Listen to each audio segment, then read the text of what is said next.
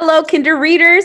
This is Mrs. Orozco, and I'm here because today we're going to review the story elements. What makes a story a story?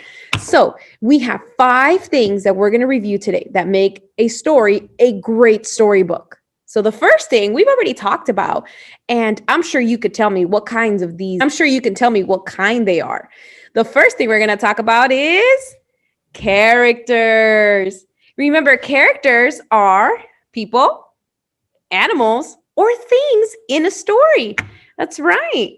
Characters like the pirate here, Max from Where the Wild Things Are, Cool Cat, Mr. Pete the Cat, and look, we even have Chewbacca on here. That's right, because those are books too about Star Wars. The next thing we've talked about that you already are experts at is the setting. This is where the story is taking place and also when. Is it the daytime? Is it the nighttime? Is it in the woods? Are we in a candy house? Or a tower like Rapunzel? Or is it your house? How about the school? Those are all settings that can be found in great storybooks. We also talked, friends, about something really important called the problem and the solution. So, friends, the problem and the solution help us understand what are the characters trying to figure out. Is there a problem that they encounter? A difficult time they are going through? Do they have to figure something out? That's the problem of the storybook. And then, thankfully, at the end, the characters find a way to make it happen. Just find a way to resolve it. That's called the solution, friends. So they find a way to figure out how to overcome the problem. They find a way to find what they need, fix whatever needs fixing, or maybe they realize something important that they weren't looking at before. That's the solution. And so today, folks, we are going to talk about one more element. This is really important. It's so important that we're going to spend a few days on this. And the lovely Mrs. Reeves is going to help us so much with it. Friends, this is called the plot. Can you say plot? Plot. So we're going to talk about the plot. And these are the events that happen in the story. Remember last week we were talking about routines and sequences? Yeah, we talk about what happens first, and then after that, and after that, and after that. Remember, we cannot brush our teeth and then wake up. No, we can't do that in the mornings, right? So the events of the story that happen in order is called the plot. And so there's 3 important words that are going to help us remember this. And we can use the first letter of each word. You ready? It's called the beginning, middle, and end. What are those 3 letters, friends? B, M, E. Can you say that with me? B, M, E. So we are going to talk about what happened in the beginning of the book, in the middle of the book. This is usually where you find the problem. And in the end of the book. And here's another hint. That's where you usually find the solution. So let's get started with one of our favorites, Bunny Cakes. Oh, Bunny Cakes was such a great book. I loved reading the story of how they made the cake and how poor Maxie kept going back to the store trying to get his favorite candy. So let's look at it. We're not going to read the whole thing because we just want to review these elements. So here we have Max and Ruby. That's our first element, the characters, Max and Ruby. Now, one of the first things it says in the book is that it was Grandma's birthday. So that's another character, friends. Even if we don't see Grandma in the photo, in the picture, in the illustration, she's still a character in the book because we're going to talk about her. So that's 3 characters that we have. Good job catching that one. And so because it was her birthday, they're trying to make her a cake. Now, Ruby wanted to cook her a cake with eggs and butter and flour. That sounds like a really good cake. But Max wanted to do a mud pie. Woo! I don't know that sounds as great, but he was excited, right? And Max kept wanting to help. Oh my goodness. But what did he do? Well, first he broke the eggs. So he had to go to the store. He came back with the eggs. And then what happened? He spilled the milk. That's okay. And he had to go back to the store. And then he spilled the flour. Poor Max. He just wants to help. Has that ever happened to you? It's happened to me before. And so back to the store he was sent to buy some more flour. The store. What is that, friends? That is a setting because that is where it is taking place. So we have the store, and where else do we have the setting in this book? In their home, in their kitchen, because that's where the cooking is happening. Oh, look at Ruby making that beautiful cake. That's right. And so Max goes back and he finally gets his candies.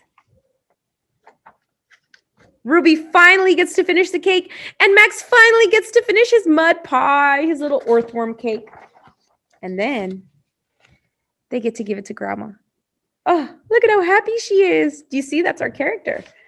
So in Bunny Cakes, we have 3 characters: Max, Ruby, and Grandma.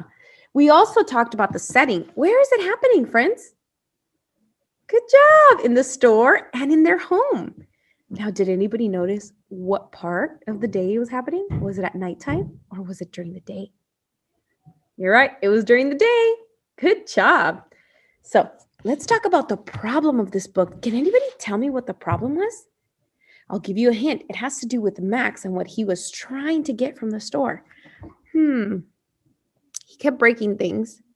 And at the store, he kept trying to ask him for some candies. Was he able to get his candies? No. Was Ruby able to make the cake? Yeah. And then at the end, what did he do?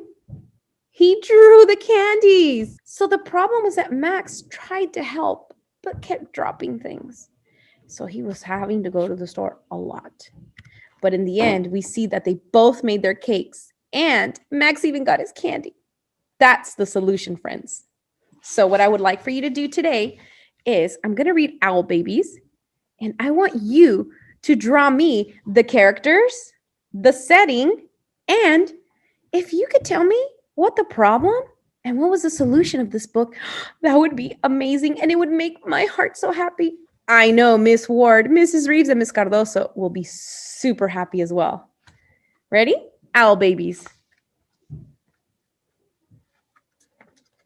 Owl Babies by Martin Waddell.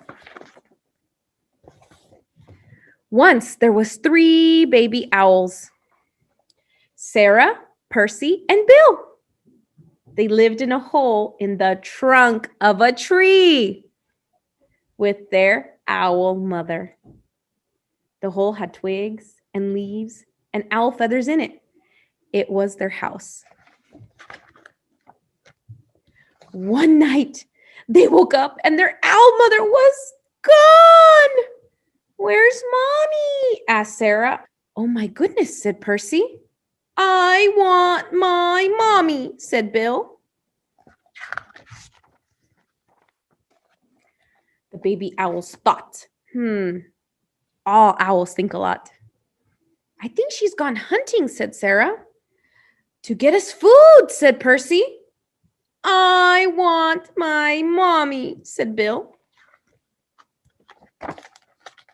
But their owl mother did not come. The baby owls came out of the tree and they sat on the tree and waited. A big branch for Sarah, a small branch for Percy, and an old piece of ivy for Bill. She'll be back, said Sarah. Back soon, said Percy. I want my mommy, said Bill. It was dark in the woods, and they had to be brave, for things moved all around them. Do you see that it was dark? Hint, hint, for the setting. She'll bring us mice and things that are nice, said Sarah. I suppose so, said Percy. I want my mommy, said Bill. Do you see them? They're in that big, big tree. Look at how tiny they look in that huge tree. They sat and they thought, because all owls think a lot. I think we should all sit on my branch, said Sarah. And they did, all three, together. Aren't they the sweetest brothers and sisters? Suppose she got lost, said Sarah. Or a fox got her, said Percy. I want my mommy, said Bill. And the baby owls closed their owl eyes and wished their owl mother would come. And she came. Soft and silent, she swooped through the trees to Sarah, Percy, and Bill. Look at, there they are, right there. Mommy, they cried, and they flapped and they danced and they bounced up and down on their branch. What's all the fuss? Their owl mother asked. You knew I'd come back. The baby owls thought. All owls think a lot. I knew it, said Sarah. And I knew it, said Percy. I love my mommy, said Bill. The end. I love this book. It's so sweet and it has a great ending, a great solution.